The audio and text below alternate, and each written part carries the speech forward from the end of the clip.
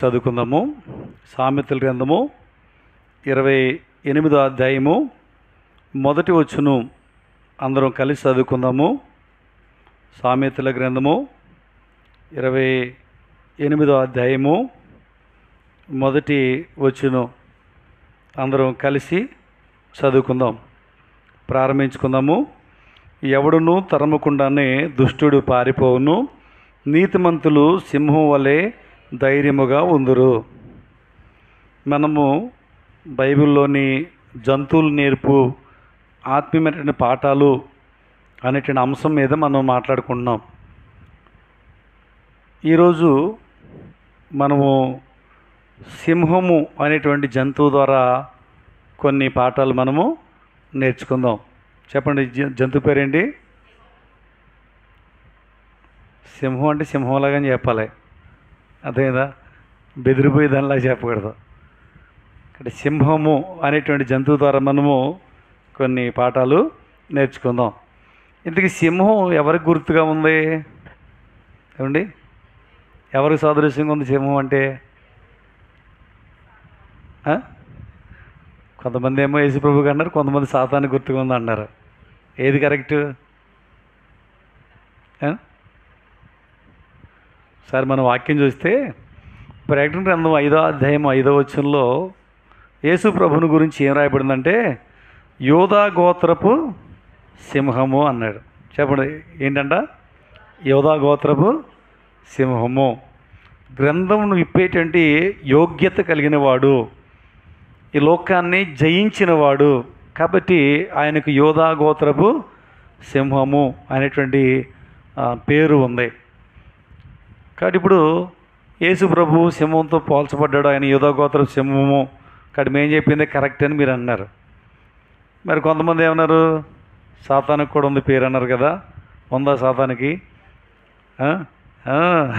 పేతురు రాసిన మొదటి పత్రికలో 5వ అధ్యాయం 8వ వచనంలో అపవాది సింహం వల్లే ఎవరిని మృంగుదునా అని గర్జించి సింహం వల్లే ఏం చేస్తుంటాడు చెప్పాలి, వెదుగుతున్నాడంట, తిరుగుతున్నాడు వెదుగుతూ. అర్థమవుతుందండి? యేసు ప్రభుని గురించి కొదమ సింహంతో పోల్చబడ్డది. అపవాదిని గురించి మనం చూస్తే అపవాది గర్జి సింహం వల్లే తిరుగుతూ ఉన్నాడు అనేటువంటి పదాన్ని మనం చూస్తూ ఉన్నాం, మృంగుదామని. ఇంతకీ దేవుడు ఏదైతే ఉన్నాడో నేను కూడా దవ్వాలి అనేది ఆశ మొట్టమొదటి సాతానికి. అందుకే వాడు ఏమయ్యాడు, పైనుండి గెంటివే పడ్డాడు. మహోన్నతునితో నేను సమానుణ్ణి, నా సింహాసనము నేను అని ఒక విధమైన అహంకారంతో దేవునితో ఈక్వల్గా తను పోల్చుకున్న కారణం చేత వాళ్ళు ఉన్న గర్వాన్ని బట్టి క్రిందకు వాడు పడద్రోయబడ్డాడు. నేటికి చూడండి, యేసు ప్రభు ఏదై ఉన్నాడో నేను కూడా అది అయి ఉన్నానని చెప్పి వీడు పోల్చుకుంటూ ఉంటాడు. యేసు ప్రభు క్రీస్తు, వాడు తన గురించి ఏం చెప్తాడంటే చివరిలో అబద్ధపు క్రీస్తు నేనే, అంత్యక్రీస్తు నేనే అంటాడు. అర్థమవుతుందండి? క్రీస్తుగా తను పోల్చుకుంటూ వచ్చాడు. ఈ విధంగా యేసు ప్రభు కొదం సింహం వలె ఉన్నాడు కాబట్టి నేను గర్జి సింహాన్ని అని అన్నాడు.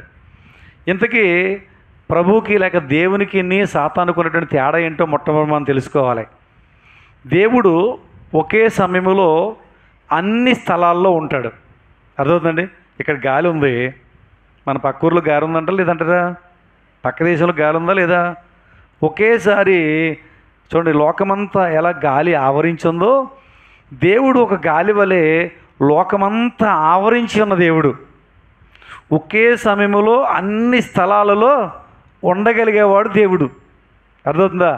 కానీ సాతాను ఒక్క సమయంలో ఒక స్థలంలోనే ఉంటాడు. అందుకే నాడు పని ఏంటి తెలుసా? ఎవరి మీద దాన్ని తిరుగుతూ వాడి పని తిరుగుతూ ఉంటాడు. అందుకే యోబు గ్రంథంలో చూస్తాం, అపవాది దేవుని దగ్గరికి వెళ్తే ఎక్కడి నుంచి వచ్చావంటే లోకంలో అటు ఇటు తిరిగి వచ్చానంటాడు. వాడు తిరుగుతూ ఉంటాడు ఎవరు దొరుకుతారా అని. అర్థమైందని? కాబట్టి ఒక సమయంలో ఒక చోట ఉండగలడాడు, కానీ దేవుడు ఒకే సమయంలో అన్ని స్థలాల్లో ఉండగలిగిన వాడు. కాబట్టి వాడు పోల్చుకున్నాడు, కాబట్టి పోల్చుకున్నది మాత్రమే వాడు సింహమేమి అవడం. అర్థమవుతుందండి? అది మనం గ్రహించవలసిన వారు మనం. అందుకే సింహం వలె ఎవరు మింగుదునా అని చూస్తున్నాడట. సింహం కానే కాదని ఇక్కడ మనం చూస్తూ ఉన్నాం. మరి వాడు వాళ్ళు తిరుగుతూ ఉన్నప్పుడు ఎక్కడెక్కడ విశ్వాసాలు దొరుకుతారో వాళ్ళని పట్టుకుని మింగేద్దాం తిరుగుతున్నాడు కదా. మరి మా పని ఏంటండి?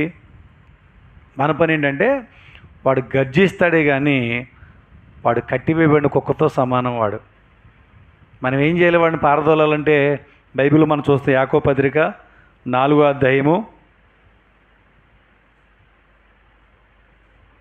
7వ వచనంలో,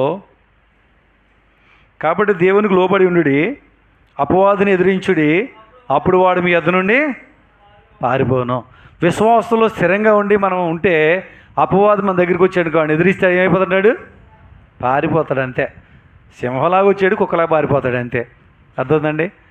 కాబట్టి వాడిని మనం సింహలాగా చూడవలసిన అవసరము లేదు. ఎప్పుడైతే నమ్మకంగా విశ్వాసంలో స్థిరంగా ఉంటామో ఆ తర్వాత వాడిని అపవాదిని ఏం చేస్తాడో చెప్తున్నాడు బైబిల్ గ్రంథంలో చూస్తే. 91వ కీర్తన 13వ వచనం కీర్తనలో 91వ అధ్యాయం 13వ వచనం, నీవు సింహమును నాగుపాములను తొక్కెదవు, కొదమ సింహములను భుజంగములను అణగదొక్కెదవు. అపవాది సింహంతో పోల్చుకుని సింహంలాగా నీ దగ్గరికి వస్తే వాడినంట నీ కాళ్ళ కింద తొక్కెత్తాడంట దేవుడు. అర్థమవుతుందండి? నమ్మకంగా స్థిరంగా మనం ప్రభువులో ఉంటే అపవాది ఏ రూపంలో వచ్చినా కానీ తొక్కేస్తాడు. అయితే ఇప్పుడు వాడు సింహంలాగా వచ్చినా సరే నువ్వు దేవునికి లోబడాలి, వాక్యానికి లోబడాలి, భక్తులు స్థిరంగా ఉండాలి. అప్పుడు వాడిని ఎదిరిస్తే వాడిని మన కాళ్ళ కింద దేవుడు చితక దొక్కిస్తాడని ఇక్కడ మనం చూస్తూ ఉన్నాం. మన ప్రభువైన యేసుక్రీస్తు కొదమ సింహం వల్లే జయించినట్టు వాడు అని ప్రకటన 5వ అధ్యాయం 5వ వచనం మనము చూడగలుగుతున్నాం. కాబట్టి ఇప్పుడు సింహం అనగానే మనకు ఎవరు గుర్తు రావాలి? మన ప్రభు అనేటువంటి యేసుక్రీస్తు. అపవాది పోల్చుకున్నాడని చెప్పి వాడిని ఏమి మనం లెక్క పెట్టుకోవాల్సిన అవసరం. వాడు ఎప్పటికైనా మన కాళ్ళ కింద తొక్కబడేవాడే. ఎందుకంటే ఆయన దొక్కేసాడు, మరణం ముళ్ళు ఇరిచేసాడు. ఇక మనమే తొక్కాలి ప్రభు యొక్క భక్తులు జీవించి. కాబట్టి సరే, ఇప్పుడు మనం చూద్దాం. సింహముల నుండి మనం కొన్ని పాఠాలు నేర్చుకుందాం. మొట్టమొదటి పాఠం ఏంటంటే మనం సామెతల 28వ అధ్యాయం మొదటి వచనం చదివాం. సామెతల 28వ అధ్యాయము మొదటి వచనం ఏముంది అక్కడ? ఎవడునూ తరమకుండానే దుష్టుడు పారిపోవును, నీతిమంతులు సింహం వలె ధైర్యముగా ఉందరు అన్నాడు. సింహాన్ని గురించి ఇక్కడ రాయబడినటువంటి ఒక మాట మనం చూసాం. నీతిమంతులు సింహం వలె ధైర్యంగా ఉంటారు అనేటువంటి పదం ఇక్కడ మనం చూస్తున్నాం.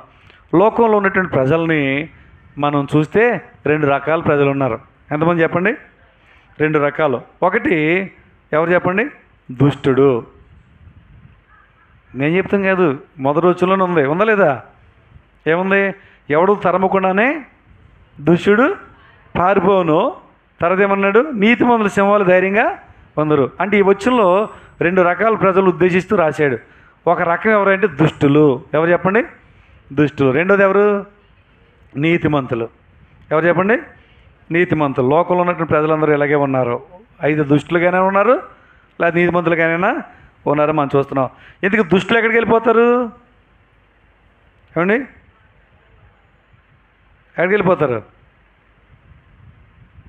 దుష్టులు పాతాళంలోనికి దిగిపోతారు అంతే.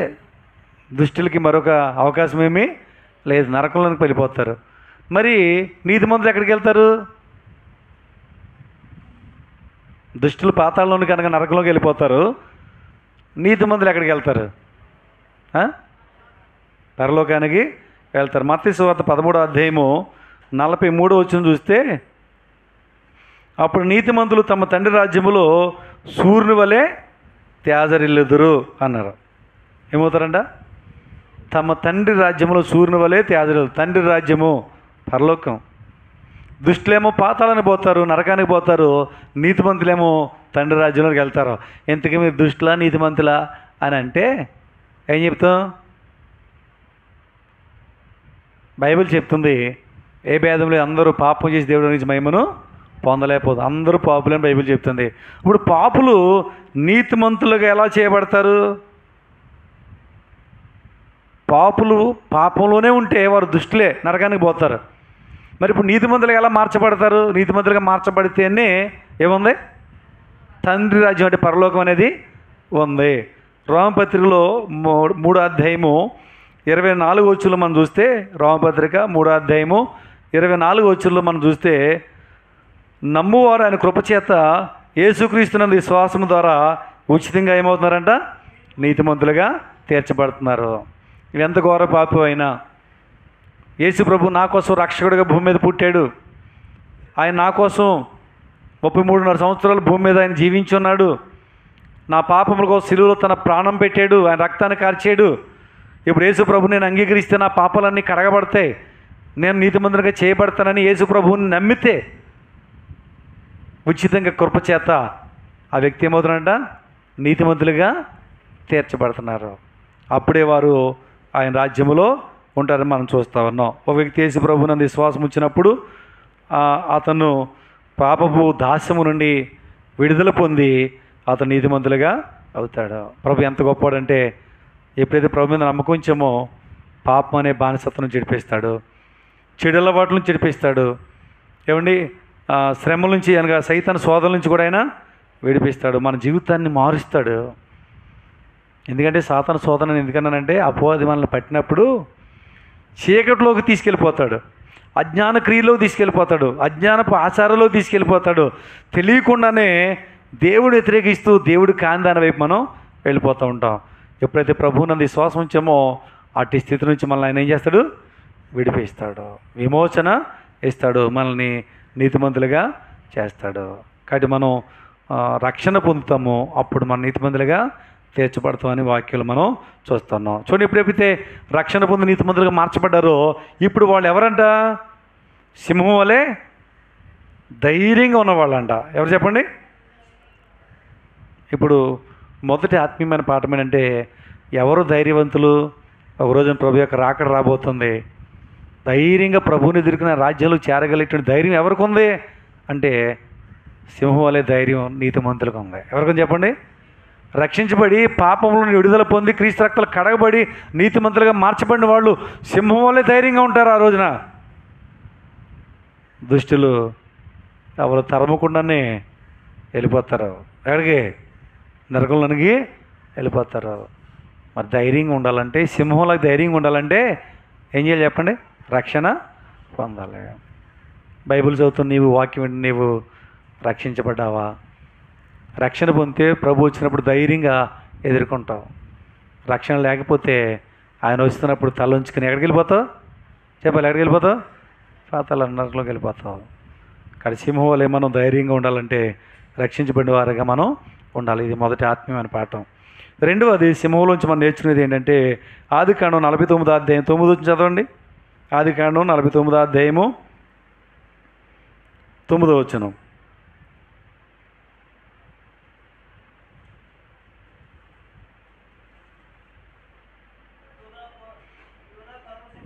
యోధ కొదమ సింహము నా కుమారుడా,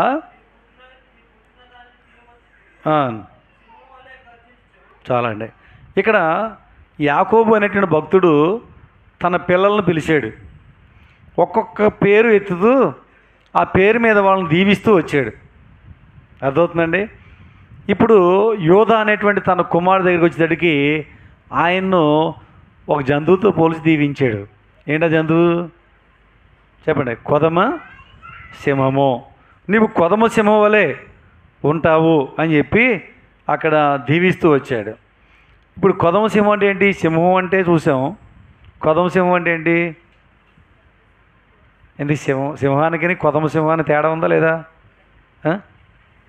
ఏంటి?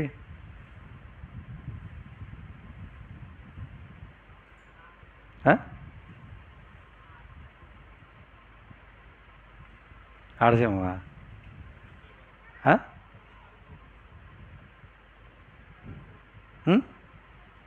గట్టిగా చెప్పండి, మీరు చెప్పుకుంటే ఎలాగా? జూలు ముసలిది అయిపోయిందానికి కూడా ఉంటుంది సింహానికి. ఆడసింహాలకి జూలు ఉండదు, మగ సింహాలకి జూలు ఉంటుంది.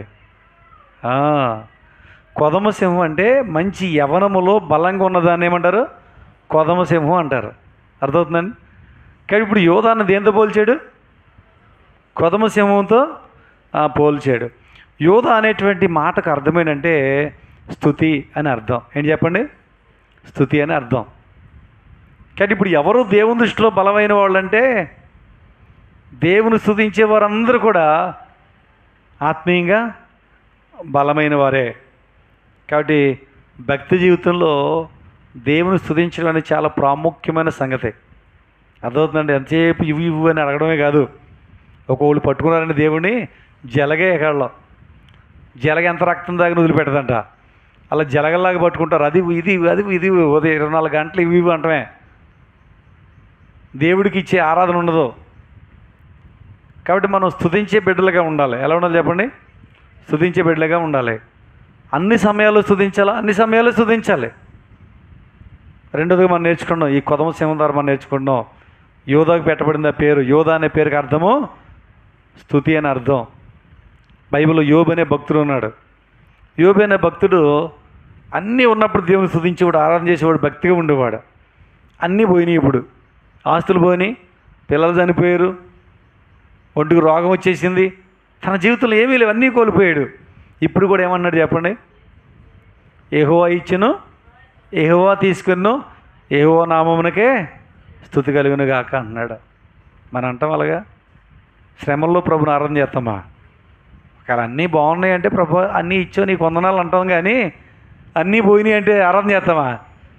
ఏం దేవుడు ఏమో ఆదివారం మందిరం రాలేదంటే ఇంకేం మొత్తం అన్నీ పోతే అంటాం కదా. మందిరంగా మానేస్తారు చాలామంది. కానీ యోబు జీవితంలో అన్నీ పోగొట్టుకుని కూడా యెహోవా ఇచ్చాడు, యెహోవా తీసుకున్నాడు, యెహోవా నామమునకే స్తుతి కలుగును గాక ఆరాధన చేస్తున్నాడు. నిజంగా ఇప్పుడు యోబు బలమైనోడో బలహీనుడు చెప్పండి?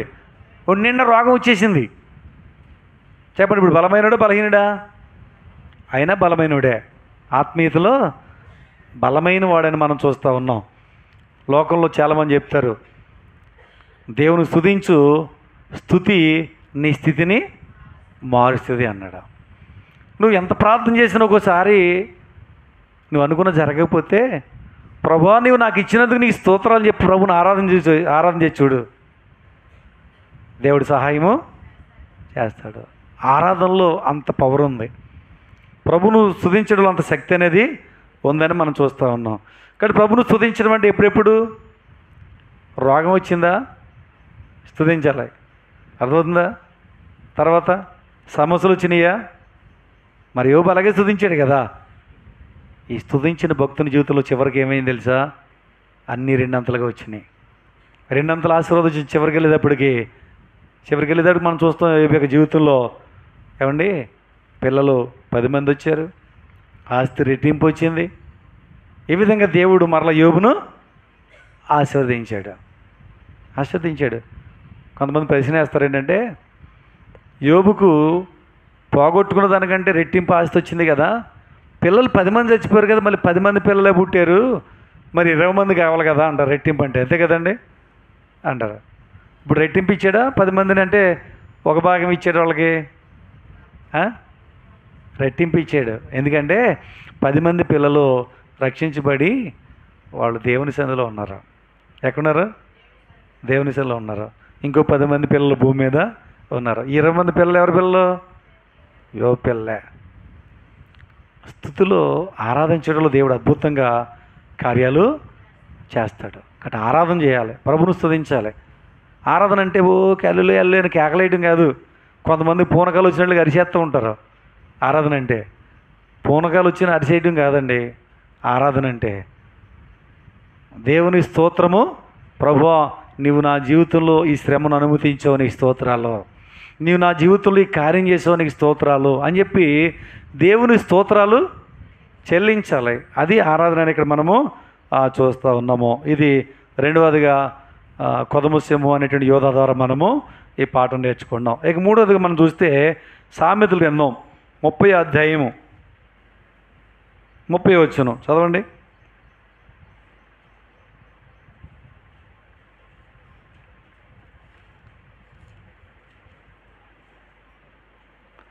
టీవీతో నడిచినవి 4 కలవు, అవేవనగా ఎల్ల మృగములలో పరాక్రమం గలదై ఎవరికైనా భయపడి వెనుకకు తిరగని సింహము అన్నాడు.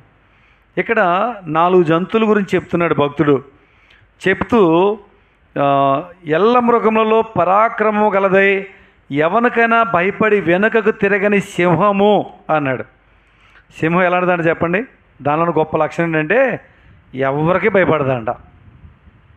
చూసారా మీరు రోడ్ల మీద యూట్యూబుల్లో జంతువుల గురించి కన్నా మీరు చూడగలిగితే, రోడ్డు మీదకి వచ్చిన జంతువు ఏదైనా మనుషులు చూస్తే ఏం చేస్తే పారిపోతారు, అవును కదా. కానీ కొన్నిసార్లు చూస్తాం రోడ్డు మీద సింహం పడుకుందంటే ఆ కారు లైన్లో ఆగిపోతాయండి. ఆ వీడియోలు చూస్తే ఎంతమంది అంటే వెళ్ళనే ఉండదు, భయపడదు. సింహానికి భయం అనేది ఉండదు, ధైర్యంగా ఉంటుంది అది. అందుకే ఆయన చెప్తా ఉన్నాడు ఎవరికి భయపడినటువంటి సింహము అన్నాడు. కాబట్టి ఇప్పుడు ఎవరికి భయపడుకోకుండా ఉండేటువంటి జీవితమే సింహం లాంటి భక్తి జీవితం అని ఇక్కడ మనం చూస్తున్నాం. ఇంతకీ ఎవరు భయపెడతారని మమ్మల్ని అని అంటే, లోకంలో యేసుప్రభు నమ్ముకుని మందిరానికి వస్తే వెంటనే మనం భయపెట్టేది ఎవరు తెలుసా? మన బంధువులు భయపెడతారు. ఏంటి నువ్వు కూడా క్రైస్తవ మతం పుచ్చుకున్నావు అంట, వాళ్ళ మతంలో కలిసిపోయావా, అలాగైతే మీ ఇంటికి మేము రాము, మా ఇంటికి మిమ్మల్ని అంటారు లేదా? బంధువులు భయపెడతారు. కొన్ని స్థలాల్లో అయితే వాళ్ళ కులంలోంచి కూడా వెలేసేస్తారంటారు. యేసుప్రభు నమ్ముకున్నావా, ఈ ఊరు నుంచి మిమ్మల్ని బహిష్కరిస్తున్నాం అనే గ్రామాలు కూడా ఉన్నాయండి.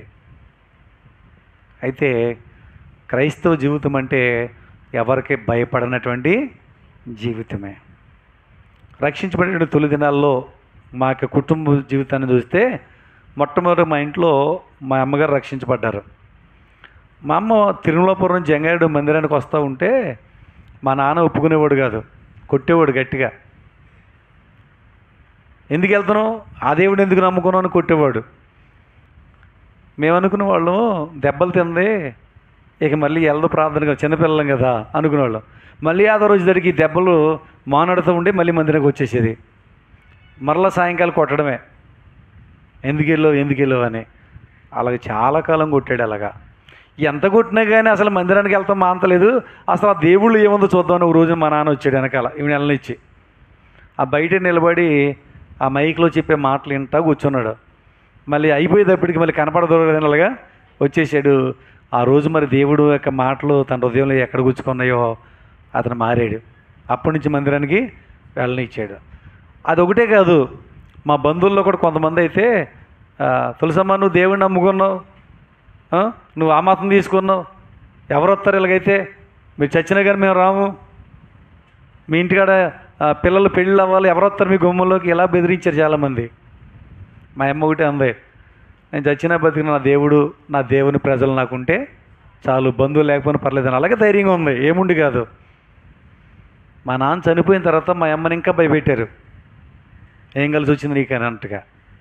అయినా సరే ప్రభువుల భక్తిగానే జీవించింది. చనిపోయిన రోజున మా అమ్మ చనిపోయిన రోజున వందలాది మంది ప్రజలు వచ్చి అందరూ చక్కగా సువార్త చేసుకుంటా ఆ యొక్క బరియల్ గ్రౌండ్కి తీసుకెళ్ళినప్పుడు ఆ యొక్క దృశ్యాలు చూసి వచ్చిన చుట్టాలు అన్నారు, అసలు 4-5 చుట్టాలు కూడా రారనుకొని వీడు చచ్చిపోతే కొన్ని వందల మంది వచ్చారు, తులసమ్మ వీళ్ళందరూ సంపాదించుకుంది, మనమేం సంపాదించుకున్నాం అనుకున్నారు. ఎందుకు ఈ విషయాలు చెప్తానంటే, ప్రభువు నమ్ముకుని నీతిగా జీవించేటప్పుడు శత్రు సైతాన్ని ఎవరో ఒకరు రేపుతాడు, రేపేం చేయ తెలుసా, భయపెడతాడు. ఆ దేవుడు నమ్ముకున్నావు ఏంటి, ఆ దేవుడు నమ్ముకుంటే ఇలా చేస్తాం, ఆ దేవుడు నమ్ముకుంటే నీకు అదేమో ఇదేమో అని చెప్పి కొంతమంది ఆంక్షలు పెడతారు. ఎవరు ఏం పెట్టినా నా దేవుడు నాకు కావాలి, నా రక్షణ నాకు కావాలి, నేను చనిపోతే పరలోకాన్ని చేరాలి, ఇది నా ధ్యేయం అని ఎవరికి భయపడకుండా జీవించేటువంటి జీవితమే ఎల్ల మృగముల్లో ఎవరికి భయపడకుండా జీవించే సింహం జీవితం అది. క్రైస్తవుడుగా నా జీవితంలో లోకస్తులు పెట్టే నిందలకు కానీ అవమానాలకు కానీ భయపడకుండా ఉండేదే భక్తి జీవితం. భయపెట్టేవాళ్ళు మన వెంటనే ఉంటారు కానీ భయపడ్డావా రక్షణ నీకు దూరం అయిపోతాయి. ధైర్యంగా ప్రభు కోసం నిలబడితే దేవుడు మార్గం సరళము చేస్తారు. ఏ నోటితో అయితే నేను నిందించారో అదే నోటితో నిన్ను పొగిడేలాగా దేవుడు చేస్తాడు. కాబట్టి ఎల్ల మృగములో పరాక్రమం గలదే, ఎవరికైనా భయపడి వెనుకకు తిరగని సింహము అన్నాడు. కాబట్టి ఆ విధంగా ధైర్యంగా ఉండాలి అని మనం చూస్తూ ఉన్నాం. కాబట్టి ఇబ్బందులు రానివ్వండి, పరిస్థితులు తారుమారేవనివ్వండి, నువ్వు నమ్ముకున్నది తెలుసా, ఎందుకు రక్షించబడ్డావో తెలుసా, నీ ఆత్మ నరకంలోకి పోకుండా పరలోకంలో చేరాలని. కాబట్టి ఆ గురి, ఆ గమ్యం ఏదైతే ఉందో దాన్ని విడిచిపెట్టుకోకుండా ధైర్యంగా ప్రభు కోసం మనం నిలబడాలి, భయపడకుండా ఉండాలి. అర్థమవుతుందా? భయపడకుండా ఉండమని చెప్పి వాళ్ళ మీద కేకలేమని కదా నా ఉద్దేశం. వాళ్ళు ఎన్ని నిందలైనా పెట్టనివ్వండి, ఎన్ని అవమానాలైనా పెట్టనివ్వండి, భయపడక నువ్వు ధైర్యంగా ఉంటే ప్రభు నీకు సహాయము ఆయన చేస్తాడు. ఇది మూడవదిగా మనం చూస్తూ ఉన్నాం. ఇక నాలుగవదిగా మనం చూస్తే దానియేలు గ్రంథం 6వ అధ్యాయం 22వ వచనం చదవండి. దానియేలు గ్రంథం 6వ అధ్యాయం 22వ వచనం.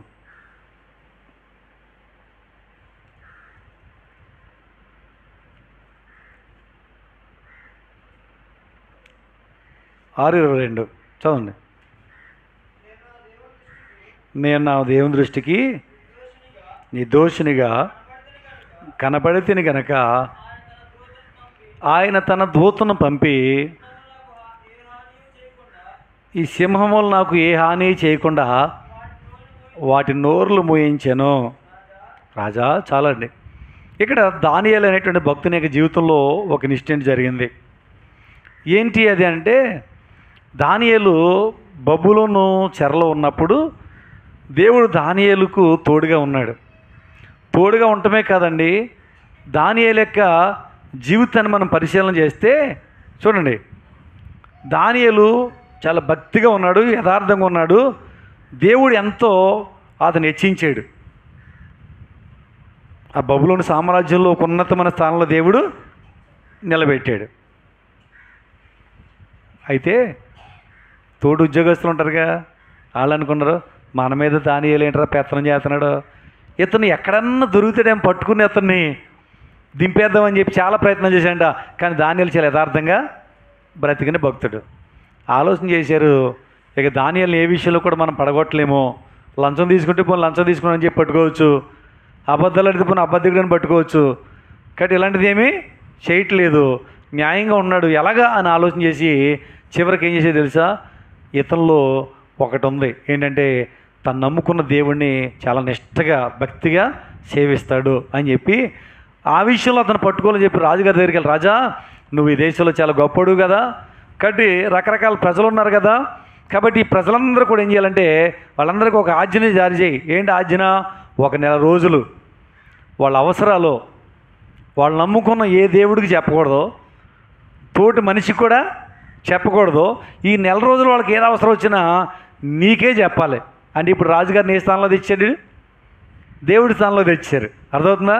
కాబట్టి అక్కడున్న ప్రజలు ఎవరెవరు ఏ దేవుడు నమ్ముకున్న వాళ్ళైనా వాళ్ళందరూ వచ్చి రాజుగారికే చెప్పాలి. ఒకవేళ అలా చెప్పుకోకుండా వాళ్ళ దేవుడికి పూజ చేసినా, వాళ్ళ దేవుడికి ప్రార్థన చేసినా, వాళ్ళ దేవుడిని వాళ్ళు సేవించినా రాజా వాళ్ళని సింహాల గుహలో వేయాలి అనేటువంటి చట్టం తీసుకొచ్చారు వాళ్ళు బబులోను దేశంలో. తెస్తే ఆ చట్టం వచ్చేసింది. చట్టం వచ్చిన తర్వాత ఈ విషయం దానియేలు తెలిసింది. ఆ స్థానంలో నీవుంటే ఏం చేస్తావు? ప్రార్థన చేయకూడదు. ఇప్పుడు దేవుడికి ప్రార్థన చేశారంటే పట్టుకెళ్ళిపోతారు అక్కడికి. ఏం చేస్తావు? నీకు ఏదైనా అవసరం వచ్చిందంటే ఇప్పుడు అవసరం ఎవరికి చెప్తే వెళ్ళి రాజుగారి దగ్గరికి వెళ్ళి చెప్పాలి. అదే చట్టం. కానీ అదే చేస్తారు చాలామంది. దానియేలు అలా భయపడలే. సింహాల గుహలో పడేస్తారన్నా సరే భయపడలే. ఏం చేయాలి తెలుసా? యథాప్రకారం తన ఇంటికి వెళ్ళాడు. టైం ప్రకారం పై గదిలో కిటికీ తలుపులు యెరూషలేము తట్టు తెరిచాడు. ప్రార్థన చేసుకోవడం చేస్తున్నాడు. ఇప్పుడు చూడండి, గదిలేసుకుని చేయడం కాదు, తలుపులు తీసి కిటికీ తలుపులు తెరిచి చేస్తున్నాడు. అప్పుడు ఆయన పట్టుకుని తీసుకెళ్ళి సింహాల గుహలో పడేశారు. రాజుగారికి చాలా బాధ కలిగింది. ఎందుకంటే దానియేలు మీద కుట్ర పొందారని చెప్పి రాజుగారు అనుకోలే. దానియేలు నమ్మకస్తున్న రాజుగారికి కూడా తెలుసు. కానీ చట్టము ఒక ముద్రేసి ఒక చట్టం చేసిన తర్వాత దాన్ని మార్చడానికి లేదు. సింహాల గుహలో పడేశారు.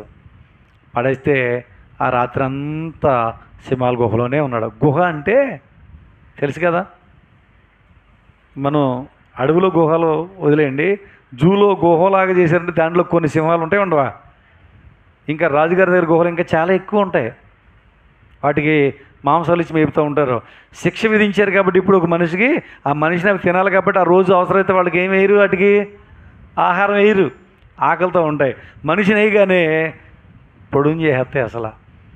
కానీ తెల్లవారులు నైట్ అంతా సింహాల మధ్యలో ఈయన ఉంటే అవి ఈయన చుట్టూ ఉన్నాయి, కానీ ఈయనకి ఎటువంటి హాని చేయలే.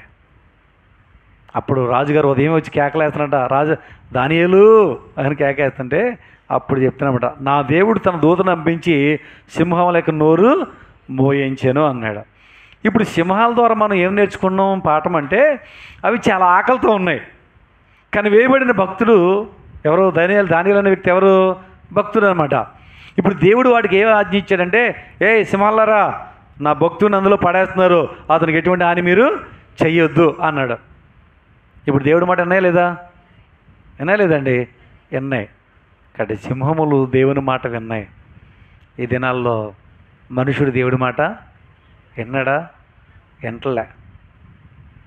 అందుకే హాని తలపెడుతున్నారు. దేవుని భక్తులకి, దేవుని ప్రజలకు, దేవుని దాసులకి, తోటి విశ్వాసకి ఏం చేస్తున్నారు చెప్పండి? హాని భయం లేకుండా తలపెడుతున్నారు. నువ్వు సింహంలాగా దేవునికి లోబడినట్టు గుర్తేంటి చెప్పండి?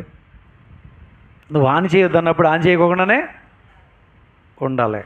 దేవుని మాటకి ఏం చేయాలి చెప్పండి? లోబడి ఉండేవారుగా ఉండాలి. కొంతమంది మందిరాల్లో కుట్రలు పొందుతూ ఉంటారు. ఈ సేవకుడిని వాక్యం చెప్పరా బాబు అంటే నన్నే గద్దిస్తున్నాడు, మన మందిరం నుంచి ఎలా పంపించేద్దామా అని ట్రాన్స్ఫర్లో ఉన్నటువంటి మందిరాల్లో కుట్రలు పొందుతారు కొంతమంది, పంపించేస్తాకి ఏదో రకంగా హాని చేయడానికి. కొంతమంది సేవకుని ఎలా నష్టపరుద్దామని చెప్పి హాని చేసేవాళ్ళు ఉంటారు. కొంతమంది తోటి విశ్వాస భక్తిగా ఉంటే అసలు ఈవిడ మానేస్తే అప్పుడు నేనే గొప్ప భక్తులని, ఎందుకంటే ఏబేలు చచ్చిపోతే కయ్యనే భక్తి పడవుతాడు అనుకున్నాడు కదా, అలా అనుకునే వాళ్ళు ఉంటారు. దైవజనుడికి కానీ తోటి విశ్వాసకి కానీ ఎప్పుడు హాని అనేది నువ్వు తలపెట్టకు. సంఘంలో ఉన్నావు, సంఘంలో ఉండి ఎలాగా దేవుని బిడ్డలకు నువ్వు ఎలా హాని తలపెడతావు? నా ఉద్దేశం మిగిలిన వాళ్ళకి హాని తలపెట్టమని కాదు, ప్రాముఖ్యంగా నేర్చుకున్నావు. నువ్వు హాని తలపెట్టేవారుగా ఎప్పుడు నువ్వు ఉండకూడదు. సింహాలు దేవుని మాట విన్నాయి, వాక్యం వింటున్నావు, నువ్వు దేవుని మాటకు లోబడాలి, అది నేర్చుకున్నావు. ఇది 4వదిగా. చివరి మాట మనం చూసి ముగించుకుందాము. న్యాయాధిపతుల గ్రంథము 14వ అధ్యాయము 14వ వచనం చదవండి, ఇలాగ 17వ వచనం చదవండి. 17వ వచనం, న్యాయాధిపతుల గ్రంథం 14వ అధ్యాయం 17వ వచనం. 7వ దినమున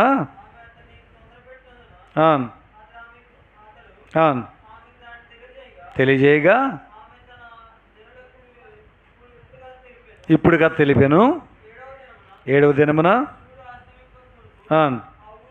ఆ ఊరు వారు వచ్చి తేనెకంటే తీయనది ఏది, సింహము కంటే బలమైనది ఏది అని అతనితో అనగా.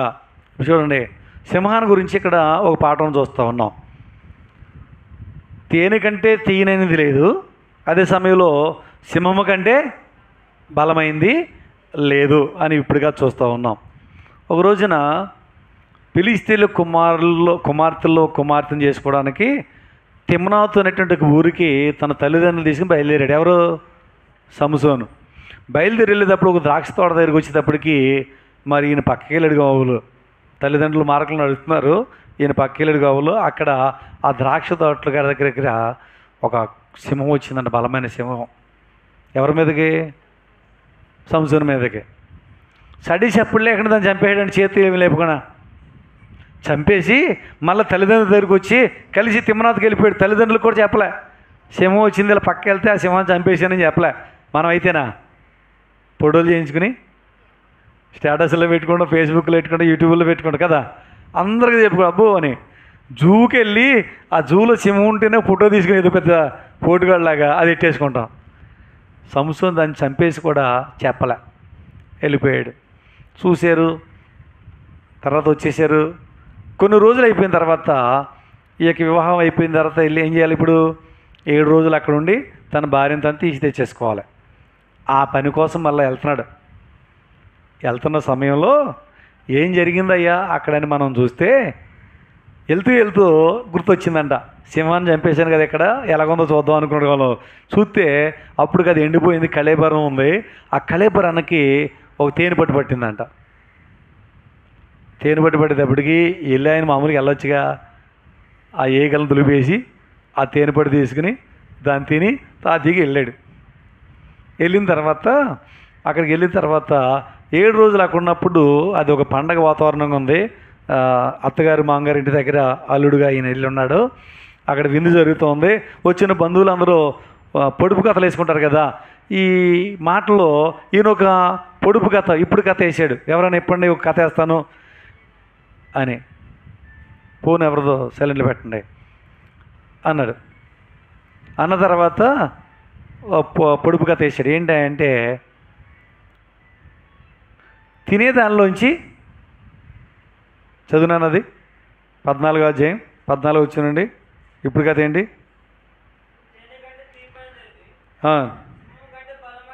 అది కాదు, ఇప్పుడు కథ వేసాడు కదా.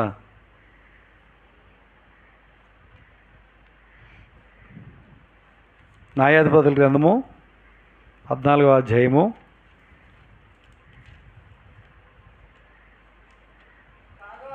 కాగా అతడు బలమైన దానిలో నుంచి తీపి వచ్చాను, తిని దానిలోంచి, అది 14 వచ్చి చూస్తూ ఉన్నాం. బలమైన దానిలో నుండి తీపి వచ్చాను, తిని దానిలో నుండి తిండి వచ్చాను అన్నాడు. బలమైనది సింహమే, తినేది కూడా సింహమే. దానిలోంచి తేనె వచ్చింది కాబట్టి దాన్ని మైండ్లో పెట్టుకుని ఇప్పుడు కథ వాళ్ళకి వేసాడు. అయితే చివరికి వాళ్ళు చెప్పలేక తన భార్యని శోధించి తనతో తెలుసుకుని వాళ్ళు చెప్పారు. అది వేరే కథ అదంతా. కానీ ఇప్పుడు మనం నేర్చుకునేది ఏంటంటే, ఏమండి ఇక్కడ మనం నేర్చుకునేది బలమైన జంతువు ఎవరు? ఇక్కడ సింహం. ఎవరు చెప్పండి? సింహం. అందుకే బలమైన దానిలోంచి తీపి వచ్చింది అన్నాడు. సింహం బలమైంది అని మనం చూస్తూ ఉన్నాం. కాబట్టి మనం కూడా ఎలా ఉండాలి దేవుని వాక్యం చెప్తుందంటే, ఎలా ఉండాలంట చెప్పండి? బలంగా ఉండాలి. సైతాన్ మనం బలంగా ఉండకూడదు. సమస్యలు తీసుకొచ్చి కృంగదీస్తూ ఉంటాడు. ఒక్కోసారి మనల్ని నిరాశపరుస్తూ ఉంటాడు. ఒక్కోసారి దిగుళ్ళు, ఒక్కోసారి చింత, ఒక్కోసారి బలహీనత, మనల్ని ఏదో రకంగా 4 దిక్కుల నుంచి అటాక్ చేసి మనల్ని కృంగదీయటమే వాడు పని. కానీ క్రైస్తవుడు సింహం లాంటివాడు. ఎవరో అన్నారని చెప్పి సామెత చెప్తారు. ఏంటంటే క్రైస్తవులు నిద్రపోతున్న సింహాల్లో లేపకుండా అంటారు. నిద్రపోతున్న సింహాలు నిద్రపోతూ ఉండండి. ఎప్పటికీ నిద్రపోతే అంతే సంగతి. ఎలా తెలుసా? బలమైన సింహంలా ఉండాలి. ఎలా చెప్పండి? ఆత్మీయమైన బలం మనకు ఉండాలి. ఎన్ని నిరాశలు వచ్చినా, ఎంత కృంగిదలు వచ్చినా, ఎవరు మనల్ని ఎన్ని ఇబ్బందులు పెట్టినా నా దేవుడు నాకు తోడుగా ఉన్నాడు అనే బలం మనకు ఉండాలి. ఇది బలమైన సింహంలో ఉన్నటువంటి లక్షణం. అది కృంగిపోదు. కానీ మనం కూడా క్రైస్తవులుగా బలమైన బిడ్డలుగా మనం ఉండాలని చూస్తున్నాం. పౌలు అనే భక్తుడు అంటాడు, ఎన్నో సమస్యలు వచ్చినాయండి పౌలుకి. నన్ను బలపరిచేవారిందే నేను సమస్తమును చేస్తాను. నన్ను బలపరిచే దేవుడు నాకున్నాడు. సైతాను నువ్వు కృంగదీస్తావు, సాతాను నువ్వు నన్ను అవమానపరుస్తావు, సాతాను నన్ను పడగొట్టాలని చూస్తావు. కానీ నా దేవుడు నన్ను నిలబెట్టేవాడు, నా దేవుడు నన్ను బలపరిచేవాడు, నా దేవుడు నాకు శక్తిని ఇచ్చేవాడు అని అలాంటి బలాన్ని మనం కలిగిన వారిగా మనం ఉండాలని చూస్తూ ఉన్నాం. దేవుడిచ్చే బలంతో దేవుని కొరకు బలమైన కార్యాలు చేయాలి. అదేంటో కానీ ఇంటి దగ్గర చాలా బలంగా చేస్తామండి పనులన్నీ. చేస్తాం. వ్యాపారాలు కూడా బలంగా చేస్తాం, ఉద్యోగాలు కూడా బలంగా చేస్తాం, ప్రయాణాలు కూడా బలంగా చేస్తాం. మందిర్ దగ్గర ఏదైనా చిన్న పరిచర్య ఉందంటే ఏమండి, 10 సంవత్సరాల క్రితం డాక్టర్ గారు ఏ జబ్బు ఉంది నీకని చెప్పాడో అది చెప్తాం. ఇదండి నా బలహీనత, నేను చేయలేను అంటాం. బలంగా ఉండి దేవుని కొరకు ఏం చేయాలి చెప్పండి? బలమైన కార్యాలు చేయాలి. నీది కాదు బలం. కీర్తనలో 18వ అధ్యాయంలో చూస్తూ ఉంటాం. భక్తుడు అక్కడ రాస్తాడు, యెహోవా నా బలము. చెప్పండి, ఎవరి బలం? మన బలం. యెహోవా నా బలము అన్నాడు. కాబట్టి దేవుడే మన బలము. నిన్ను బలపరిచేది దేవుడే, నీ ద్వారా బలమైన కార్యాలు చేయించేది కూడా దేవుడే. కాబట్టి నువ్వు ఎప్పుడు కూడా బలహీనుడు అని అనుకోవాల్సిన అవసరము లేదండి. కానీ నేను బలాఢ్యుడిని అని అనుకోవాలంట. మనం బలహీనం అని ఎప్పుడు కూడా అనకూడదు. కాబట్టి దేవుడిచ్చేటి బలముతో, ఏ బలం అది ఏమండి? శరీర బలం కాదు, ఆత్మీయమైన బలంతో దేవుని రాజ్యాన్ని మనం ఏం చేయాలి చెప్పండి? స్వతంత్రించుకోవాలి. ఆత్మీయ బలమే మనల్ని అక్కడికి నడిపిస్తుంది. కాబట్టి అలాంటి బలాన్ని మనం కలిగి ప్రభు కోసం మనం జీవించేవారుగా ఉండాలని చూస్తున్నాం. సింహం ద్వారా మనం 5 పాఠాలు నేర్చుకున్నాం. ఎన్ని చెప్పండి? 5. మొట్టమొదటిది ఏంటి? నీతిమంతులు సింహాలే ధైర్యంగా ఉన్నారు. అది రక్షించబడి నీతిమంతులుగా తీర్చబడితే మనం ధైర్యంగా ఉంటాం ఆయన రాకడ వచ్చినప్పుడు. రెండోది యోధా కొదమ సింహం. యోధ అంటే ఏంటి? స్తుతి అని చెప్పాం. కాబట్టి సింహంలో ఉండే లక్షణం చూస్తూ ఉన్నాం. దాని ద్వారా మనం నేర్చిన పాఠం ఎప్పుడు ప్రభుని ఆరాధన చేయాలి. యోబుని గుర్తుపెట్టుకోండి, ఎప్పుడు ప్రభుని ఆరాధన చేయాలి. మూడోది టీవీతో నడిచేటి 4 కలవు, అందులో ఎల్ల మృగములో పరాక్రమం కలదై ఎవరికైనా భయపడి వెనక్కి తిరగని సింహం. ప్రభు నమ్ముకున్నందుకు, ప్రభు మార్గంలోకి వచ్చినందుకు నువ్వు ఎవరికి భయపడద్దు, ధైర్యంగా ప్రభు కోసం నిలబడు. 4వది దానియేలుకు సింహాల గుహలో వేయబడినప్పుడు సింహాలకు ఇచ్చిన ఆజ్ఞ భక్తుడికి నీ వాణి చేయదన్నాడు. కాబట్టి దైవభక్తి కలిగిన వారికి ఎట్టి పరిస్థితుల్లో వాణి అనేది తలపెట్టద్దు. తర్వాత మనం చూస్తున్న 5వది బలమైన దానిలోంచి తీపి వచ్చింది. కాబట్టి మనం ప్రభు కోసం దేవుని బలాన్ని కలిగి బలమైన కార్యాలు మనం చేసేవారుగా ఉండాలి. నువ్వు బలహీనుడు అని ఎప్పుడు అనుకోవద్దు, నేను బలాఢ్యుడును అని అనుకోవాలి. బైబిల్లో ఆ మాటలు కూడా ఉన్నాయి. అర్థమవుతుందండి? సైతాన్ అంటాడు నువ్వు పిరుకోడు అంటాడు. కాబట్టి నువ్వేమనుకో తెలుసా, నేను బలాఢ్యుని, నన్ను బలపరిచేవాడు ఎవరు? నా దేవుడు. అందుకే దావీదు అంటాడు యెహోవా నా బలము. పాట కూడా పాడతాంగా, ఏం పాడది? యెహోవా నా బలమా పాడతాం కదా. కాబట్టి ఇంత పాడిన మనము దేవుడు నాకు బలమై ఉన్నాడు అని ఎందుకు అనుకోవట్లేదు? కానీ ఎప్పుడు బలహీనుడు కాదు, దేవుడే మన బలము, దేవుడే మన శక్తి. కాబట్టి ఈ విధంగా బలము కలిగి దేవుని కొరకు బలమైన కార్యాలు చేసేటువంటి వారుగా దేవుడు మనందరినీ సిద్ధపరచును గాక. ఆమేన్.